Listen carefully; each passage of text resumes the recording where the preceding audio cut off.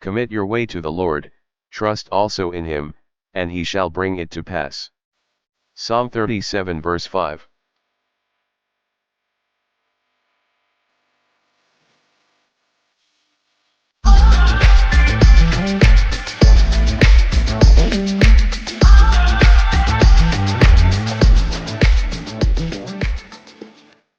Hello mga ka-estudyante!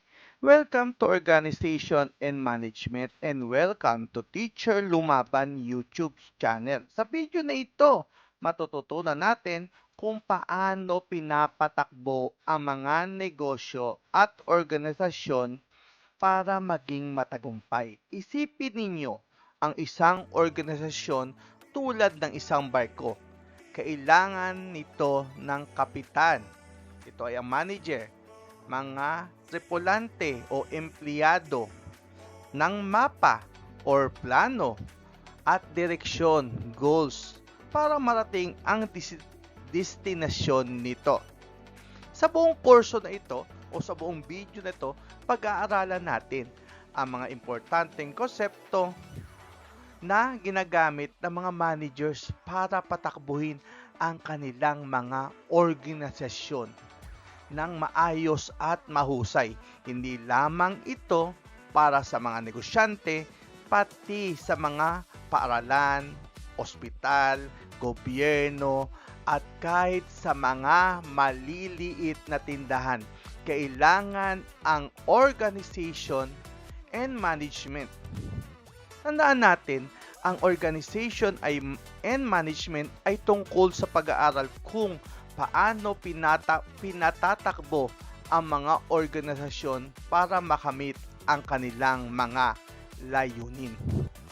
Alam nyo ba na may 5 pangunahing tungkulin ang isang manager? Tinatawag natin tong POLCs o pinatawag na postdicon sa karamihan ng libro. Ito ang hakbang na ginagawa ng mga managers para mapatakbo ang isang organisasyon. Para sa mas madaling maalala, isipin nyo ang pagluluto ng adobo. Planning, magdesisyon kung anong lulutuin at anong ingredients ang kailangan. Ito ang unang hakbang. Sumunod ang organizing. Ayusin ang mga ingredients at kagamitan sa kusina. Sunod ang leading o gabayan ang mga kasama sa pagluluto. Bigyan sila ng inspirasyon. Sunod ang controlling. Tikman ang ulam, tingnan kung tama ang lasa, mag-adjust kung kinakailangan. Sunod naman, stopping.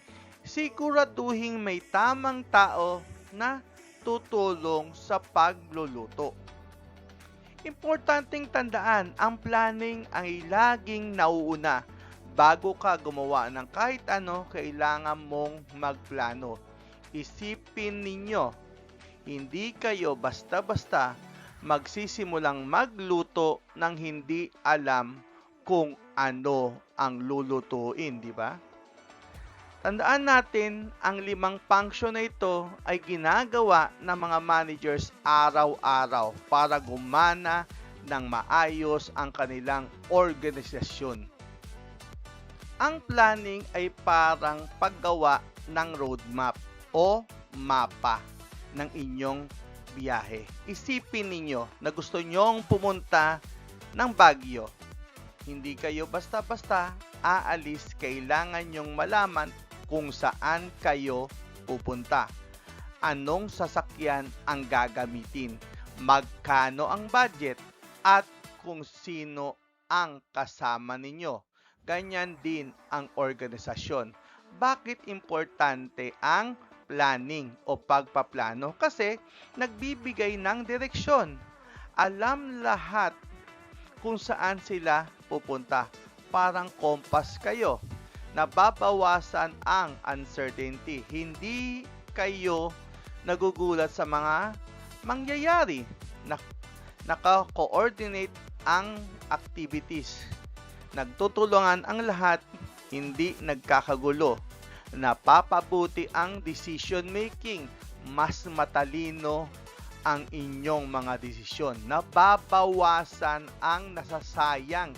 Hindi nasasayang oras, pera, at effort. Halimbawa, kung nagpaplano kayo ng foundation day ng inyong samahan, kailangan ninyong magplano ng mga laro, pagkain, at iba't ibang activities para maging successful ang event. Tandaan natin, ang planning ang pundasyon ng lahat ng management activities. Kung walang plano, parang bubong na walang pundasyon, guguhurin ang lahat.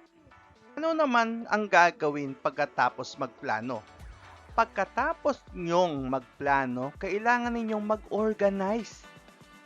Ito ang pag-aayos ng mga tao, gamit, pera, at ibang resources para maisakatuparan ang inyong plano. Isipin ninyo, ang isang classroom, may teacher, may mga estudyante, may mga upuan, may chalkboard, at may mga libro. Ang organizing ay parang pag-aayos ng classroom na ito. Sino ang uupo sa harap? Sino ang group leader? Sino ang mag-aayos ng libro? Sino ang tagalinis? Mga bahagi ng organizing ay ang division of labor, hatiin ng trabaho. Halimbawa, may taga-record ng attendance, mga taga-collect ng assignment, departmentalization, paggrupo ng magkakatulad na trabaho, tulad ng mga guro sa math ay nasa math department, mga guro sa Pilipino ay nasa Filipino department. Sunod naman ay ang delegation o pagbibigay ng responsibilidad sa ibang tao, tulad ang presidente ng klase ay nagbibigay ng task sa mga officer, ang secretary ay nagte-take ng minutes, ang treasurer ay nangongolekta ng mga contribution. Tapos, meron naman coordination, pagtutulungan ng lahat para gumana ng maayos ang sistema. Diba? Tulad ng sa isang Jollibee store, may iba't ibang station. May tagaluto, may taga-serve, may tagalinis, at may cashier. Ang manager ang nag-organize kung sino ang nasa anong station. Tandaan natin, ang magandang organizing ay nagbibigay ng malinaw na istruktura kung saan alam ng bawat isa ang kanilang trabaho at responsibilidad. Ngayon naman, dito tayo sa leading. Ang leading ay ang kakayahang impluwensyahan at gabayan ang mga tao para maabot ang kanilang mga goals. Isipin ninyo, ang isang team captain sa basketball, siya ang nagmo-motivate sa mga team, nagbibigay ng instruction at nagsisiguro na nagtutulungan ang lahat para manalo. Mga responsibilidad ng isang leader. Una, mag-motivate ng empleyado. Bigyan sila ng inspirasyon at rason magtrabaho ng maayos. Sumunod, makipag-communicate ng epektibo, maging malinaw sa mga instruction at makinig sa mga hinaing. Sunod, mag-resolve ng conflicts, ayusin ang mga hindi pagkakaintindihan sa pamamagitan ng mga empleyado.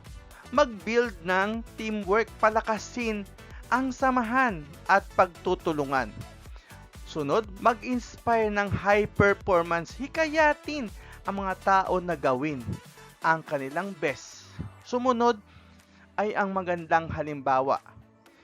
Halimbawa, si Manny Pacquiao bilang isang leader, hindi lang siya magaling na boksingero, nagmo-motivate din siya ng ibang Pilipino na magsumikap at mangarap. Ganyan din ang isang magaling na manager. Tandaan natin, ang leading ay hindi lang tungkol sa pag-utos. Ito ay tungkol sa pagiging isang inspirasyon at gabay sa inyong mga empleyado. Sunod naman ang controlling. Ang controlling ay parang pagtingin sa inyong grades. Kailangan nyong malaman kung pumapasa ba kayo o kailangan nyong mag-aral pa. Sa organization, ginagawa ito ng mga managers para tiyaking nasa tamang direksyon ang lahat. Ang mga hakbang sa controlling, una, magtakda ng performance standard. Magdesisyon kung ano ang magandang resulta, tulad ng dapat makabenta ng 100 pirasong produkto bawat araw. Sunod, sukatin ang aktual na performance. Tingnan kung ilan ang nabentang produkto. Ihambing ang result. Ikumpara ang target na 100 piraso sa aktual na benta. Tapos gumawa ng corrective action. Kung nakitang kulang ang benta, alamin kung bakit. At gumawa ng paraan para mapabuti. Tulad ng isipin ninyo na ang target ng inyong sari-sari store ay kumita ng 1,000 kada araw. Sa katapusan ng araw, binilang nyo ang kita. Kung 800 lang ang kinita, kailangan ninyong tingnan kung bakit. Kulang ba ang paninda? Wala bang bumili? O kailangan nyong mag-adjust? Tandaan natin, ang controlling ay parang health check ng organization. Tinitiyak nito na ang lahat ay gumagana ayon sa plano. Sunod naman ay staffing. Ang staffing ay ang pagpahanap, pagpili at pagdevelop ng mga empleyado para sa isang organisasyon. Isipin ninyo, tulad ito ng pagpili ng inyong grupo. Sa isang group project, kailangan ninyo ng mga taong may tamang kakayahan at ugali. Ang mga bahagi ng staffing ay ang recruitment o paghahanap ng aplikante. Parang naglalagay kayo ng "We are hiring" sign. Diba? Sunod, selection, pagpili kung sino ang tatanggapin. Parang interview at exam.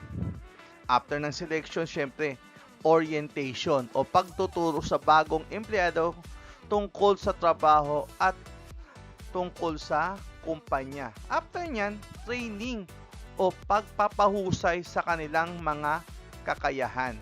After nyan, performance evaluation o pagtingin sa kanilang trabaho at pagbibigay ng feedback. And career development, pagtulong sa kanilang na umangat sa kanilang karera. Halimbawa, sa isang call center agent, ang HR department ang responsible sa staffing. Sila ang naghahanap ng mga aplikante, nag-i-interview, nagte-training at nagsisiguro na ang mga empleyado ay masaya at produktibo sa kanilang trabaho. Tandaan natin, ang staffing ay mahalaga dahil ang isang organisasyon ay binubuo ng mga tao. Kung mali ang tao na napili, mahihirapan ang organisasyon na magtagumpay. Efficiency versus effectiveness. Ito ay dalawang magkaibang konsepto na parehong mahalaga sa organisasyon. Para mas madaling tandaan, isipin ninyo ito. Efficiency, pagiging mahusay, ginagawa ang mga bagay ng tama. Parang gumagamit kayo ng kaunting resources pero marami ang nagagawa. Matipid at mabilis. Pero ang effectiveness, pagiging epektibo. Ginagawa ang mga tamang bagay. Naabot ninyo ang inyong mga layunin, matagumpay at nakakamit ang goals. Tandaan, ang efficiency ay gumagamit ng konting resources, nakatuon sa productivity o doing things right. Ang effectiveness naman, nakakamit ang organizational goal, nakatuon sa result o doing the right things. Example nito, isipin ninyo ang isang jeepney driver. Efficiency, kasi ang driver ay mabilis magpatakbo at matipid sa gasolina. maraming pasahero ang nasasakay niya.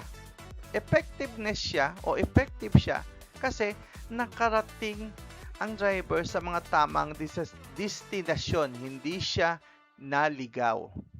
Ang pinakamaganda ay ang kombinasyon ng dalawa, maging efficient at effective. Tandaan natin, kailangan ng organisasyon ng parehong efficient at effective. Ang efficient na organisasyon ay nakakatipid habang ang effective naman na organisasyon ay matagumpay na nakakamit ang layunin nito.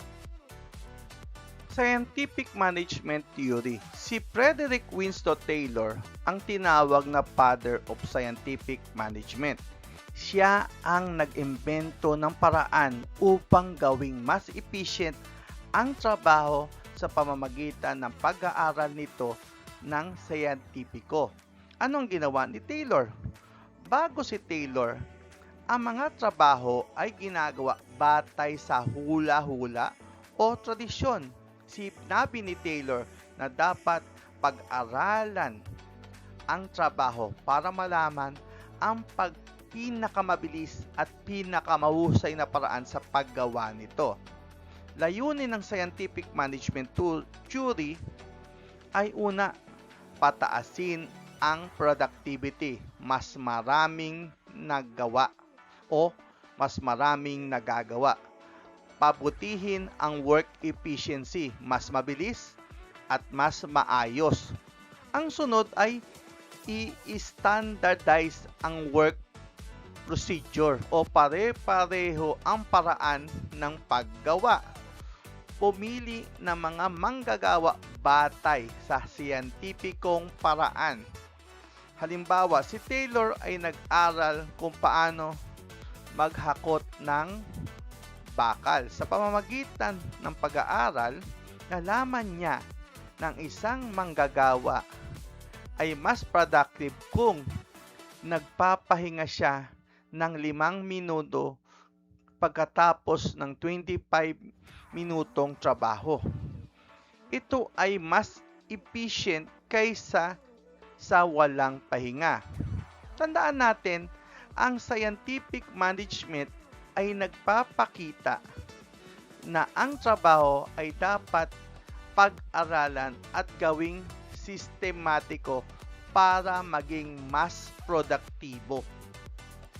Sunod naman ang General Administrative Theory. Si Henry Fayol naman ang father of General Administrative Theory, habang si Taylor ay nakatuon sa mga manggagawa, si Fayol ay nakatuon sa mga managers at kung paano nila dapat patakbuhin ang organization. Ano bang contribution ni Fayol?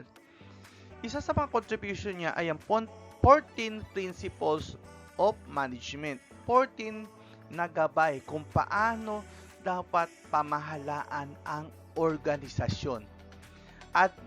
Administrative function, ang mga tungkulin ng mga managers, ito ang ating POCs o tinatawag na POSDECON. Management applicable to all organization. Ang kanyang mga prinsipyo ay gumagana sa lahat ng uri ng organisasyon, negosyo, paaralan, gobyerno at iba pa. Bakit importante si Fayol? Si Fayol ang kauna-unahang nag-systemize ng management. Bago siya, ang mga managers ay basta-basta lang gumagawa ng desisyon. Si Fayol ang nagbigay ng istruktura at gabay kung paano dapat pamahalaan ang isang organisasyon. Tandaan natin, ang General Administrative Theory ni Fayol ay nagbigay ng pundasyon para sa modernong management practices na ginagamit natin ngayon. Sunod ang Unity of Command. Ang Unity of Command ay isang importanteng prinsipyo na nagsasabing bawat empleyado ay dapat sumunod sa isang supervisor lamang. Isipin niyo ito. Paano kung may dalawa kayong nanay? Yung isa, nagsabi na mag-aral kayo. At ang isa ay nagsabi na maglaro kayo. Sino ang susundin nyo? Nakakalito, di ba? Ganyan din sa trabaho.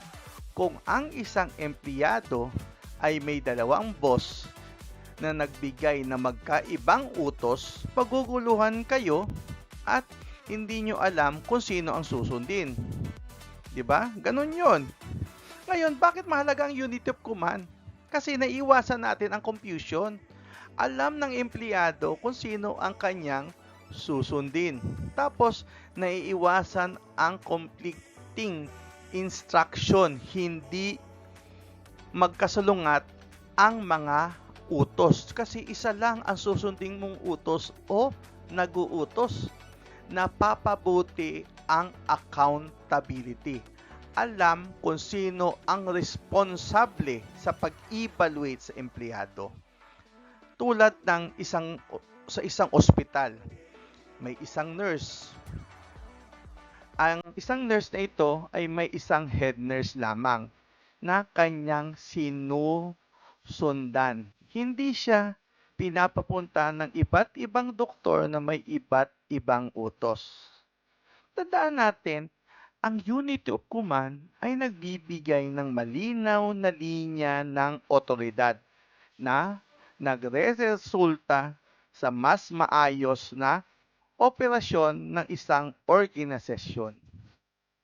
Total Quality Management o TQM. Ang Total Quality Management o TQM ay isang philosophy na nagsasabing ang kalidad ay responsibilidad ng lahat, hindi lang ng Quality Control Department. Ano nga ba ang pangunahing bahagi ng TQM? Una, customer satisfaction. Ang customer ang pinakamahalaga. Dapat silang maging masaya. Sunod, continuous improvement. Palaging naghahanap ng paraan para mapabuti ang produkto o serbisyo. Sunod, employee participation. Lahat ng empleyado mula janitor hanggang CEO ay kasama sa pagpapabuti ng kalidad. Ano ang goal ng TQM? Ang goal ay magbigay ng dekalidad na produkto at serbisyo ng tuloy-tuloy. Hindi pwedeng maganda ang produkto ngayon tapos pangit bukas.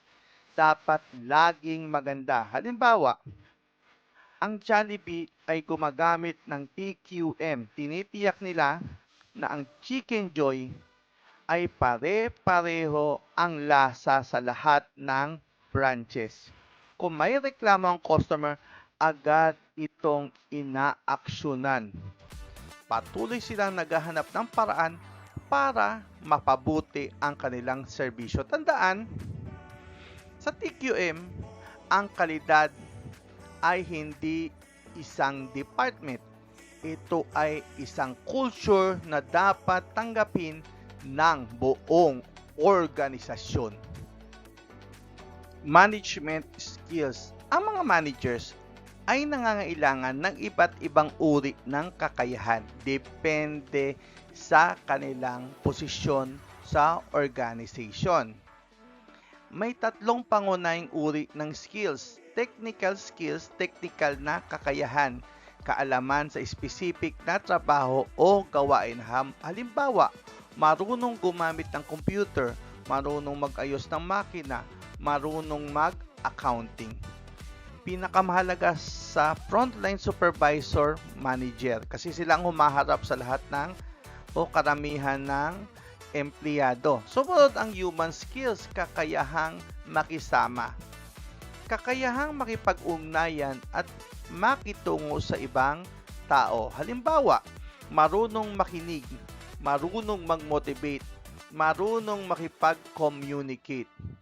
Pinakamahalaga sa lahat ng levels ng management. Sunod, conceptual skills o kakayahang mag-isip ng malawak.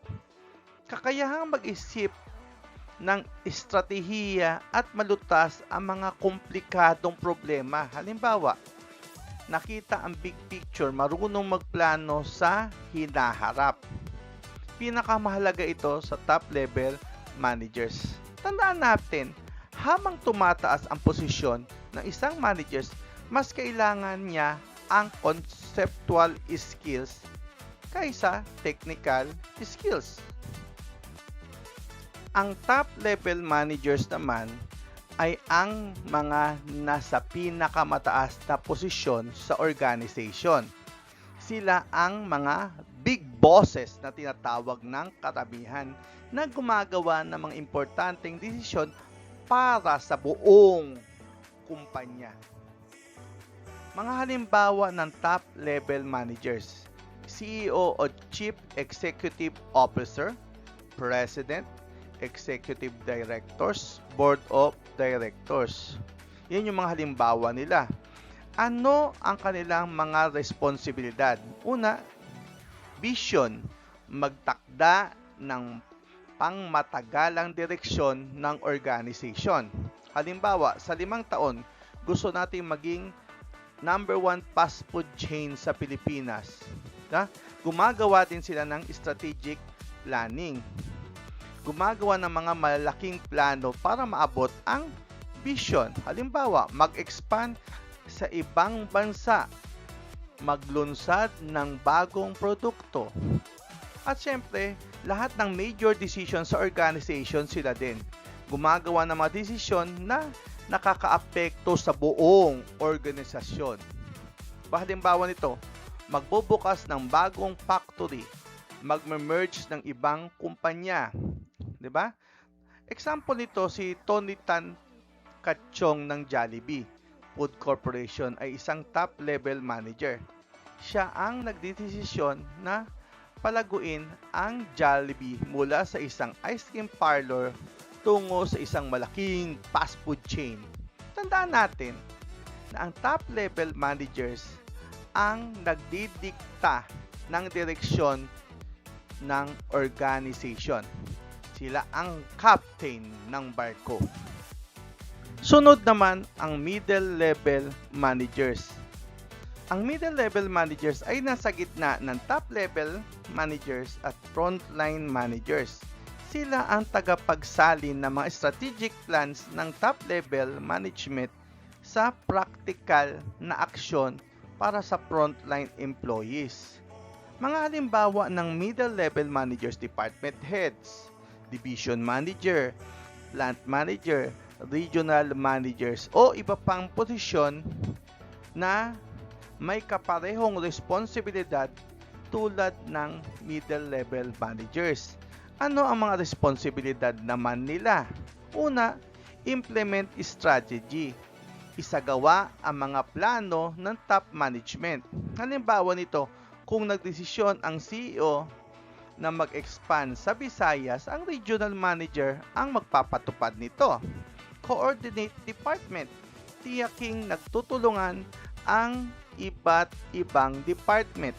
Halimbawa, tiyaking ang marketing at production ay nagkakasundo. Sunod, allocate resources, magbigay ng budget, tao at kagamitan sa mga department. Halimbawa, magbigay ng budget para sa bagong equipment. Sunod, monitor departmental performance. Tignan kung gumagana ng maayos ang kanilang department. Tignan ang sales ng bawat branch. Halimbawa, sa isang school, ang principal ay isang middle level managers. Siya ang nagpapatupad ng mga polisiya ng DepEd at nagko-coordinate sa mga teachers. Tandaan natin, ang middle managers ang bridge na nag-uugnay sa mga plano ng top management at sa araw-araw na operasyon. Ngayon, dito tayo sa frontline managers o tinatawag din na first line managers o supervisor. Sila ay mga managers na direktang nakikipagtrabaho sa mga ordinaryong empleyado. Sila ang nasa ground at direktang namamahala sa araw-araw na operasyon. Ano bang mga halimbawa ng frontline managers? store managers, team leader, ship manager, or section chief. Ano naman ang kanilang mga responsibilidad? Una, supervise employee. Gabayan ang mga empleyado sa kanilang pang-araw-araw na trabaho. Sunod, monitor daily work. Tiyaking ginagawa ng mga empleyado ang kanilang mga trabaho. Sunod, ensure productivity. Siguraduhin produktibo ang mga empleyado. Solve operational problem. Ayusin ang maliliit na problema ng operasyon. Halimbawa, sa isang Jollibee branch, ang store manager ang frontline manager. Siya ang nagsisigurado na ang mga crew ay nasa tamang station. Tapos ang pagkain ay naiseserve ng mabilis at ang mga customer ay masaya. Tandaan natin, ang frontline managers ang pinakamalapit sa mga empleyado at syempre sa customer. Sila ang face ng management sa araw-araw na operasyon ng isang organization. Dito naman tayo sa organizational structure. Ang organizational structure ay parang skeleton ng organisasyon. Ito ang nagpapakita kung paano nakaayos ang mga tao, department at responsibilities sa isang organisasyon. Parang family tree. Ito ang nagpapakita kung sino ang boss, sino ang mga subordinates, at paano sila magkakaugnay. Ano nga ba ang mga uri ng organizational structure? Una, ang simple organization. Pinakasimple. Isang tao ang nasa itaas. Sunod, ang functional organization. Nakagrupo. Ayon sa specialization. Tulad ng marketing, finance, HR, at iba pa. Sunod naman, ang divisional organizational structure. Nakagrupo ayon sa produkto, or pwede naman nakagrupo ayon sa customer, or nakagrupo ayon sa lugar. Sunod naman ang matrix organization. Ito ay kombinasyon ng functional at project structure. At ang boundaryless organization. Walang matataas na pader, mabilis ang komunikasyon. Paano pumili ng structure, di ba? Sa dami niyan, paano ba pumili? Depende ito sa laki ng organization. Bakit ang tanong, maliit o malaki ba ang organization mo? Sunod, ano ba ang layunin ng organization? Ano ang gusto nilang makamit? Sunod, complexity ng operation. O komplikado ba ang kanilang trabaho? Titingnan natin. Diba? Tandaan natin, sa organization structure, walang one-size-fit-all na organizational structure. Ang bawat organisasyon ay pumipili ng struktura na pinakaangkop sa kanilang pangangailangan. Isa sa mga organizational structure ang simple organization. Ano nga ba ang simple organization? Ang simple organization ay ang pinaka-basic na uri ng organizational structure. Ito ay karaniwang may kita sa maliliit na negosyo o nagsisimula pa lang na negosyo. Ano ba mga katangian ng simple organization, di ba? Una, centralized authority. Ang may-ari o founder ang gumagawa ng halos lahat ng desisyon. Tapos, few departments. Kaunti lamang ang mga departamento. Sunod, fast decision making. Fast decision making, di ba? Kasi mabilis ang pagdesisyon dahil iisa lang ang nagdesisyon. Common in small business. Karamihan ito sa maliliit na negosyo. Ano bang halimbawa nito? Isipin ninyo, ang isang sari-sari store ni Aling Nena. Diba? Si Aling Nena ang may-ari at siya ang nagdidesisyon kung ano ang bibilin. magkano ang presyo ng bawat paninda, at sino ang kanyang empleyado. Wala siyang HR department, walang marketing department, o finance department. Siya ang lahat-lahat. Ngayon, bakit ito effective para sa maliliit na negosyo? Una, mabilis ang pagdidesisyon. Sunod, mas mura ang operasyon. At sunod, direkta ang komunikasyon. Lagi nating tandaan, ang simple organization ang pinakaangkop para sa maliliit na negosyo na kakaumpisa pa lamang.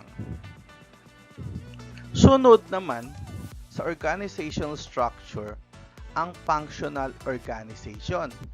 Ang functional organization ay naggrupo ng mga empleyado batay sa kanilang specialization o kung anong klaseng trabaho ang kanilang ginagawa. Ito ang pinakakaraniwang structure sa mga medium at large organization. Ano mga halimbawa ng departments sa functional organization? Ang mga halimbawa nito ang Human Resource Department o HR, Finance Department, Marketing Department, Production Department, at Research and Development Department. Ano naman ang mga nasa functional organization? Una, high specialization. Ang mga empleyado ay nagiging eksperto sa kanilang field. Sunod, improved expertise. Mas mahusay ang kalidad ng trabaho dahil nakatuon sila sa isang bagay. Efficiency, mas mabilis at mas maayos ang trabaho. Anong halimbawa nito? Sa isang manufacturing company, ang production department ang gumagawa ng produkto, ang marketing department ang nagbebenta, ang finance department ang humahawak ng pera, ang HR department naman ang humahawak ng mga empleyado.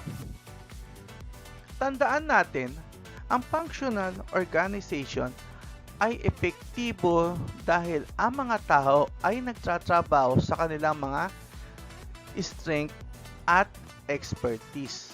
Diba? Yan po ang functional organization.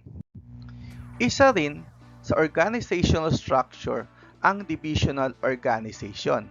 Ang divisional organization ay naghahati sa mga organisasyon sa mga division batay sa produkto, customer, o geographic area. Ito ay karaniwang ginagamit na malalaking kumpanya na may maraming produkto o operasyon ng iba't ibang lugar. Mga paraan na paghahati. Una, product division. Nakagrupo ayon sa produkto. Halimbawa, ang isang kumpanya na gumagawa ng sabon at shampoo, may sabon division at may shampoo division. Sunod, customer division. Nakagrupo ayon sa uri ng customer.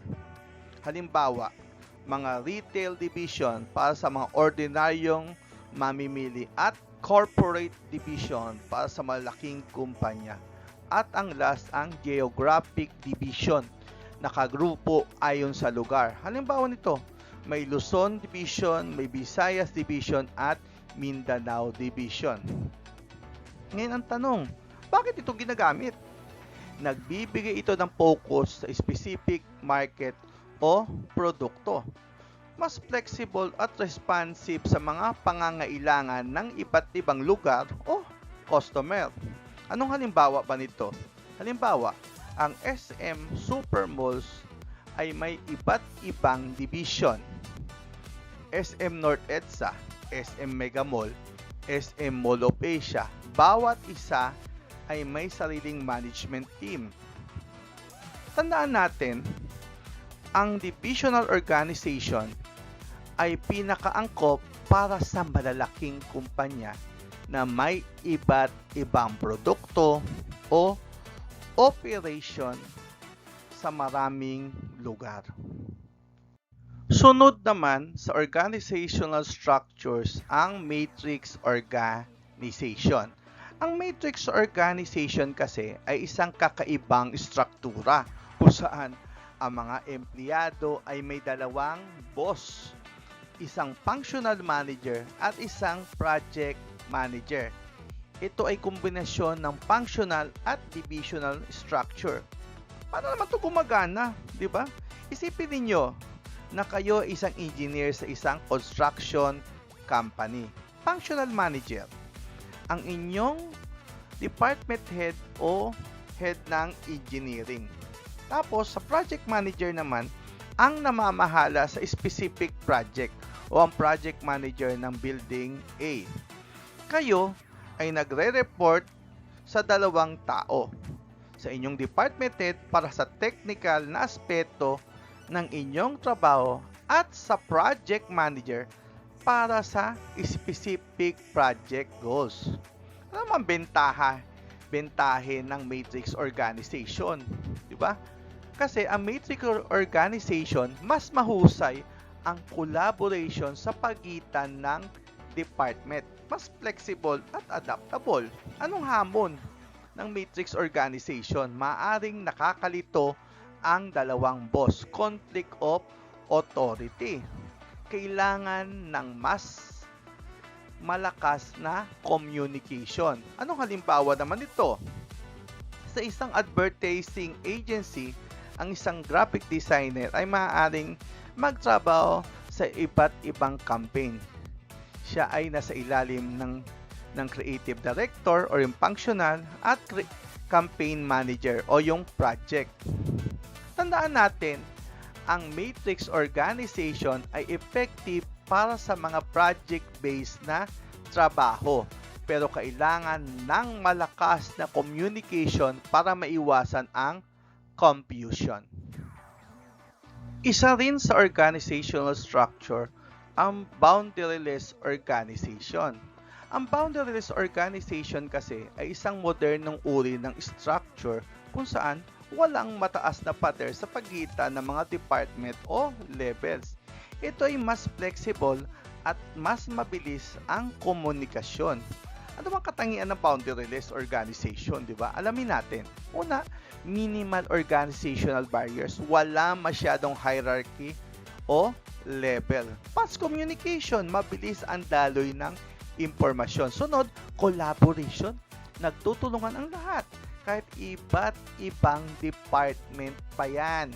Sunod, flexibility. Madaling magbago at mag-adapt.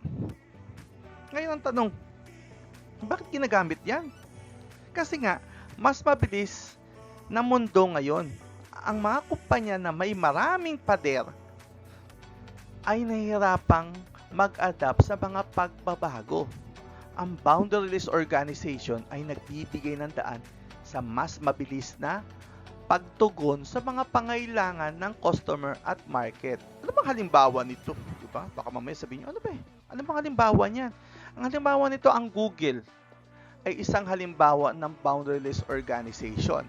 Ang mga empleyado ay hinikayat na mag-collaborate sa iba't ibang teams at magbahagi ng idea kahit na iba ang kanilang department. Ano nga dapat tandaan? Ang boundaryless organization ay nagtatanggal ng tradisyonal na mga pader para sa mas mabilis at mas epektibong operasyon.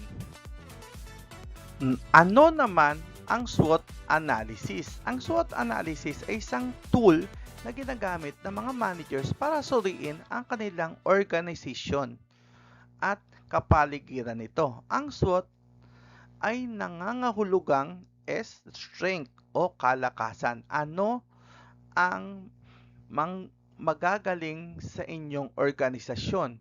W, weaknesses, kahinaan. Ano ang mga bagay na dapat nyong pagbutihin? O, opportunities, pagkakataon. Ano ang mga magagandang bagay na maaaring mangyari sa labas? Threats, banta. Ano ang mga panganib na maaaring makasama sa inyo? Internal versus external factors. Internal factors na sa loob ng organization, strength, kalakasan sa loob yan. weaknesses o kahinaan nasa loob yan. Silang dalawa ay internal. Ngayon, ano naman ang external? Ito ay nasa labas ng organization. Opportunities o pagkakataon, external yan. Threats o banta, external yan. Halimbawa, ang isang sari-sari store, ang strength niya malapit sa eskwelahan. Mabait ang may-ari. Mura ang presyo. Ano naman weaknesses, di ba? Maliit ang puhunan. Konti ang paninda. Hindi maganda ang signage. Ano naman opportunities? Di ba? Maraming estudyante. Pwede magdagdag ng mga items ng paninda. Ano naman yung threats? May bagong convenience store na magbubukas. Tumataas ang presyo ng bilihin.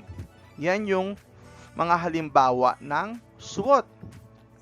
Lagi nating tandaan, ang SWOT ay tumutulong sa mga managers na makita ang kabuuan at gumawa ng mas matalinong desisyon sa kanyang negosyo o sa kanyang organisasyon.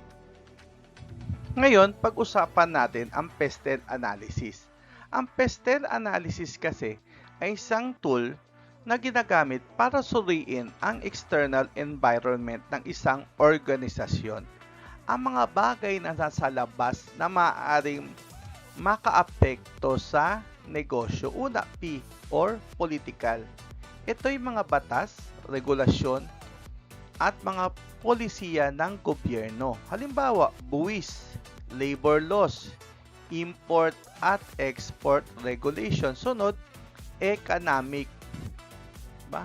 Ito naman ay ang mga kalagayan ng ekonomiya. Halimbawa, inflation, unemployment rate, income level. Sunod, social sa S, kultura at pamumuhay ng mga tao. Halimbawa, population, lifestyle change, at age demographics. Sunod ang T, technological o ang teknolohiya, mga bagong technology. Halimbawa, social media, automation, artificial intelligence. Sunod, environment sa E, kalikasan at environment. Halimbawa, climate change, natural disaster, sustainability. Sunod naman is legal, mga batas at regulasyon. Halimbawa, consumer protection laws, employment laws. Halimbawa nito, kung kayo ay may restaurant, ang PESTEL ay makakatulong sa inyo malaman ang mga bagong batas tungkol sa food safety. Legal yon. Maraming tao ang nagiging health conscious, social yon. Pwede kayong gumamit ng food delivery apps, technological yon. Tandaan natin, ang PESTEL ay tumutulong sa mga managers na makita ang mga oportunidad at banta na nagmumula sa labas ng organization. Sunod naman ang organizational environment. Ang organizational environment ay ang lahat ng bagay na nasa labas ng organisasyon na maaring makaapekto sa operasyon nito. Isipin ninyo ang mga organisasyon ay isang isda sa dagat. Ang dagat, ang environment nito.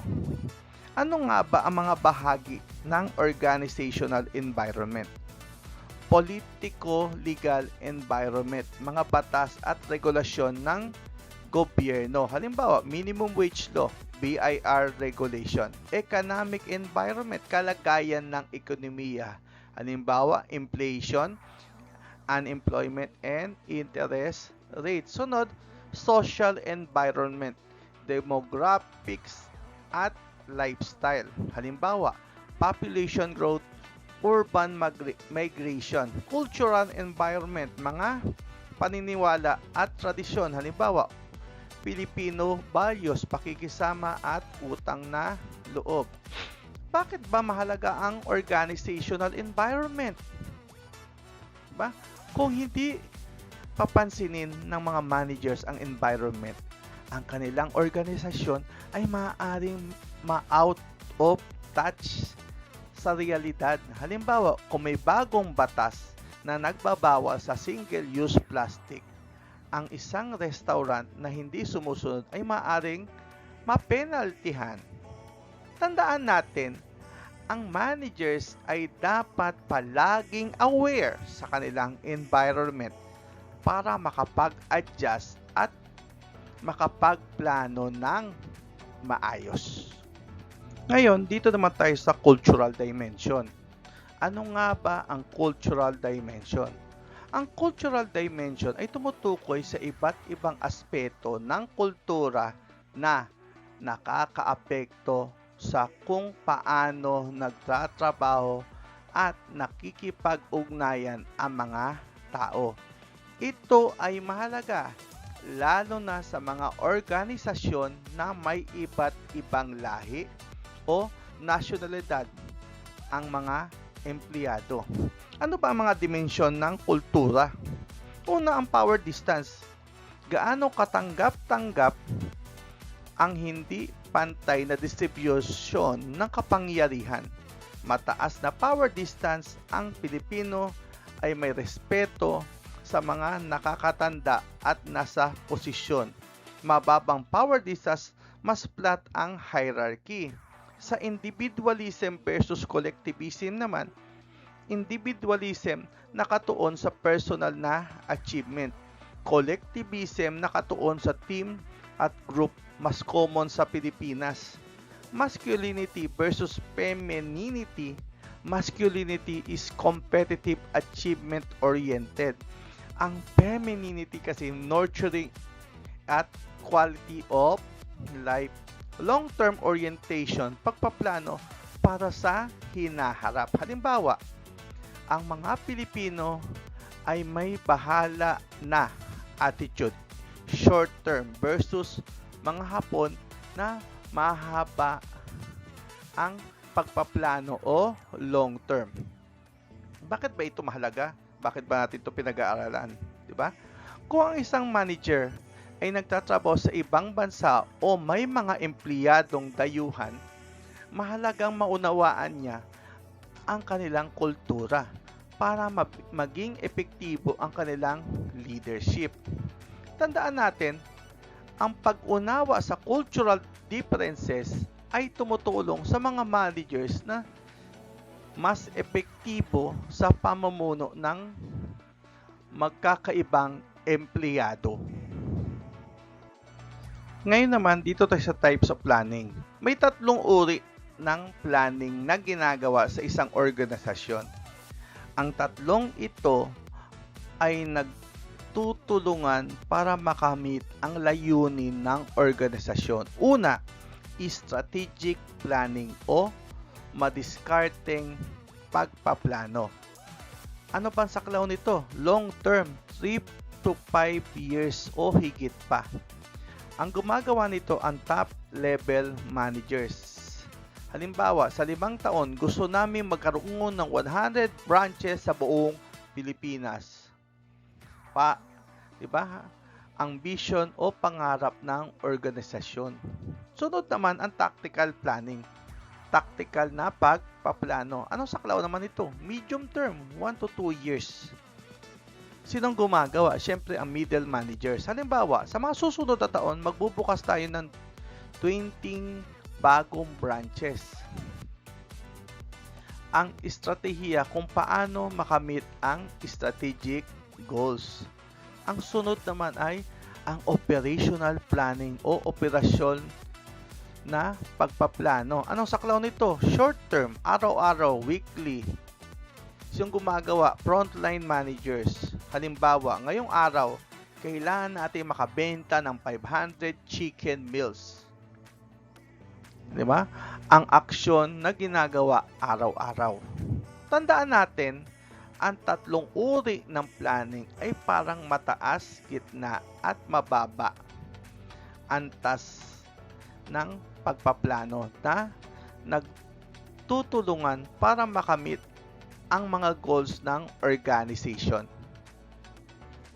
planning techniques. Ang mga managers ay gumagamit ng iba't ibang techniques para mas maging epektibo ang kanilang pagpaplano.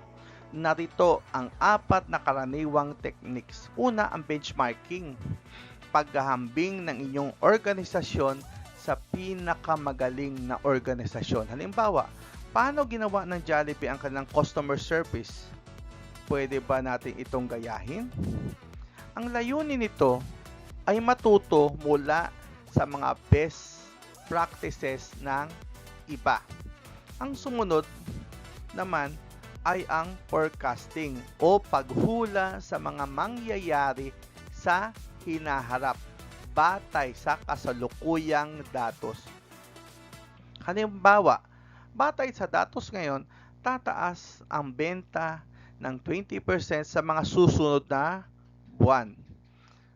Ang layunin nito ay maghanda para sa mga posibleng mangyari. Ang sunod ay scenario planning o paghahanda ng iba't ibang senaryo o posibleng mangyari. Halimbawa, what if may bagong competitors na pumasok sa market?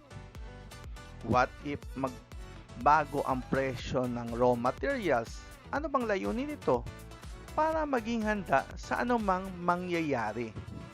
Pang-4, contingency planning o paghahanda ng backup plan kung mabigo ang original plan. Halimbawa, kung hindi tayo makakuha ng supplier mula sa Manila, may backup supplier tayo sa Cebu. Ang layunin nito, hindi para maparalisa ang operasyon kung may problema. Lagi nating tandaan, ang mga planning techniques na ito ay tumutulong sa mga managers na mabawasan ang uncertainty at gumawa ng mas mahusay na desisyon. Ngayon naman, ano ang decision-making process? Ang decision-making process ay proseso ng pagpili ng pinakamagandang opsyon mula sa iba't ibang alternatibo. May 8 hakbang ito na sinusunod ng mga managers para makagawa ng matalinong desisyon. 8 na hakbang sa decision making. Una, identify the problem. Alamin kung ano ang problema. Halimbawa, bakit bumababa ang benta ng aming produkto? Sunod, identify decision criteria. Tukuyin ang mga pamantayan sa pagpili ng solusyon. Halimbawa, kailangan mura, mabilis at epektibo ang solusyon. Sunod, assign weight. Bigyan ng importansya ang bawat criteria. Halimbawa, ang pagiging mura ay 40% ng desisyon, ang pagiging epektibo ay 60% ng desisyon. Pang-4, develop alternative. Mag-isip ng iba't ibang posibleng solusyon. Halimbawa, pwede tayong magbawas ng presyo, magdagdag ng marketing o maglunsad ng bagong produkto. Pang-5, analyze alternative. Suriin ang bawat alternatibo. Halimbawa, magkano ang gastos ng bawat opsyon? Ano ang possible na resulta? Pang-6, select the best alternative. Piliin ang pinakamagandang solusyon. Halimbawa, piliin natin ang magbawas ng presyo dahil ito ang pinakamura at mabilis ang epekto. Pang-7, implement the decision. Isagawa ang napiling solusyon. Halimbawa, magbawas tayo ng presyo simula bukas. Pang-8 o ang last, evaluate the result. Tignan kung gumagana ang solusyon. Halimbawa, tumaas ang benta pagkatapos ng 1 buwan. Diba yun ang evaluate the result. Tandaan natin, ang pagsunod sa prosesong ito ay tumutulong sa mga managers na gumawa ng objective at informed na decision, hindi hula-hula lang. Ngayon, dito naman tayo sa organizing concept. Ang organizing ay may tatlong pangunahing konsepto na tumutulong sa mga managers na ayusin ang kanilang organisasyon ng mahusay. Una, ang division of labor o hatian ng trabaho. Ito ay paghahati-hati ng trabaho sa mas maliit na bahagi at pagtatalaga nito sa iba't ibang tao. Ano bang halimbawa nito? Isang fast food chain na may tagaluto, taga-serve, tagalinis, at cashier. Anong bentahe ba ng division of labor? Mas nagiging eksperto ang bawat tao sa kanilang gawain, mas mabilis at mas mahusay ang trabaho. Sunod naman o ang pangalawa ay departmentalization o paggrupo ng trabaho. Pagsasama-sama ng mga trabahong magkakatulad. Halimbawa, lahat ng nasa marketing ay nasa marketing department. Ano naman bentahe nito? Mas madaling i-manage, mas efficient ang operation. At ang last ay coordination o pagtutulungan. Pagsasama-sama ng iba't ibang activities para gumana ng maayos ang buong organisasyon. Anong halimbawa naman ito? Ang marketing at production department ay nagtutulungan para maglunsad ng bagong produkto. Anong bentahe naman ng coordination? Hindi nagkakagulo ang mga operasyon. Lahat ay nagtutulungan. Bakit naman mahalaga ang konseptong ito? Yan ang sunod na tanong. Kung walang division ng labor, isang tao ang gagawa ng lahat. Nakakapagod at hindi efficient. Kung walang departmentalization, magulo ang organisasyon. Kung walang coordination, nagtatrabaho ang mga department ng magkakahiwalay at hindi nagtutulungan. Laging tandaan, ang tatlong konseptong ito ay nagtutulungan para maging maayos, mahusay, at epektibo ang isang organisasyon. Mga kaestudyante, ito ang mga pinakamahalagang konsepto na kailangan ninyong tandaan para sa inyong exam o lagi ninyong maalala. Isipin ninyo bilang inyong cheat sheet. Pero hindi kayo dapat mag-cheat ha. Ito ang mga bagay na madalas lumalabas sa exam. Mga dapat tandaan: planning, goals and strategy, layunin at paraan. Organizing, structure and resources, struktura at resources. Leading, motivation, pagganyak sa mga empleyado. Controlling, performance monitoring, pagtingin sa performance. Staffing, hiring qualified employees, paghahanap ng tamang tao. Taylor, scientific management, pag-aaral ng trabaho. Bayol, general administrative theory, mga prinsipyo ng management. TQM, customer satisfaction o kalidad para sa customer. SWOT, internal and external analysis, kalakasan, kahinaan, oportunidad at banta. PESTEL, external environment, political, economical, social, cultural, technological, environmental, and legal. Planning levels, strategic, tactical, operational, mas mataas hanggang mababang antas. Functional, specialization, nakagrupo ayon sa expertise. Divisional, product, customer, geographic, nakagrupo ayon sa produkto, customer o lugar. Matrix, functional, plus project, dalawang boss. Boundaryless, fast communication, mabilis na komunikasyon. Laging tandaan, Kung alam ninyo ang mga konseptong ito, malaki ang tsansang pumasa kayo sa exam o malaking tsansa na maalala nyo ang lesson na ito. Narito ang mga dapat ninyong pagtuunan ng pansin habang nagre-review o inaalala ang ating pinag-usapan sa video na to. Mag-focus kayo sa pag-intindi ng mga pagkakaiba-iba ng mga konseptong ito.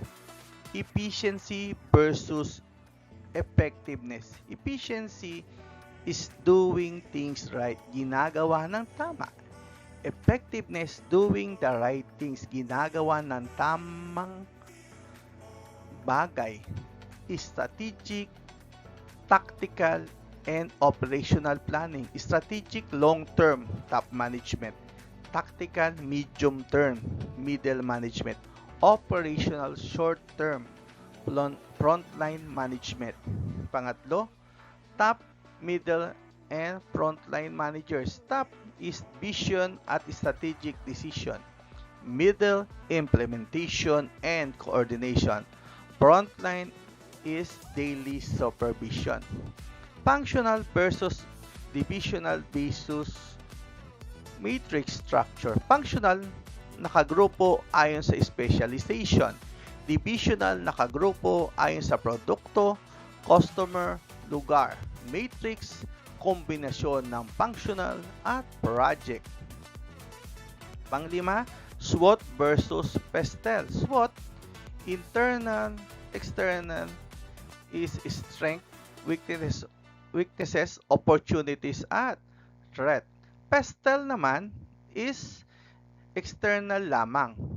Political, economical, social, technological, environmental, at legal. Scientific management versus administrative theory. Taylor is scientific, focus sa mga manggagawa at productivity. Si Peyo naman administrative, focus sa mga managers at principles. Final reminder, ang management ay hindi lang tungkol sa theories. Ito ay tungkol sa mga practical application. Kapag naintindihan ninyo ang mga konseptong ito, mas magiging handa kayo sa anumang hamon sa future careers nyo. Tandaan natin, ang pag-unawa sa mga pagkakaiba ng mga konseptong ito ay susi sa inyong tagumpay sa exam at susi para matandaan nyo ito palagi at sa totoong buhay. Pagbati sa inyong mga kaestudyante, matapos natin pag-aralan ang lahat ng ito, narito ang pinakamahalagang aral na dapat ninyong tandaan. Ang management ay tungkol sa pagkamit ng mga organizational goals ng mahusay at epektibo sa pamamagitan ng planning o pagtatakda ng mga layunin at paraan, organizing, pag-aayos ng resources at responsibilidad, leading, paggabay at pag-impluwensya sa mga empleyado, controlling, pag-monitor ng mga performance at pagwawasdo ng mga pagkakamali, stopping, paghahanap at pag-develop ng mga tamang empleyado. Habang patuloy na nag-a-adapt sa mga pagbabago sa internal at external na kapaligiran, isipin nyo ito. Ang management ay parang pagluluto ng masarap na adobo. Kailangan ng plano o receipt. Kailangan ng organisasyon, mga ingredients at kagamitan. Kailangan ng leading, gabay sa pagluluto. Kailangan ng controlling, tikman at i-adjust ang lasa. Kailangan ng stopping, tamang tao na tutulong. At ang pinakamahalaga, kailangan ninyong maging efficient, hindi sayang ang ingredients, at effective, masarap ang luto. Panghuling paalala, ang mga konseptong ito ay hindi lamang para sa mga negosyo. Ginagamit din ito sa mga paaralan, ospital, gobyerno, simbahan, at kahit sa inyong mga pamilya at komunidad. Ang management ay isang mahalagang kasanayan na makakatulong sa mga personal at professional na buhay. Good luck sa inyo at tandaan, kaya ninyo ito. Kaya ninyong harapin ang pang-araw-araw na buhay basta natatandaan ninyo ang ating pinag-usapan o pinag-aralan sa video nito. Laban lang. Maraming salamat at God bless you always.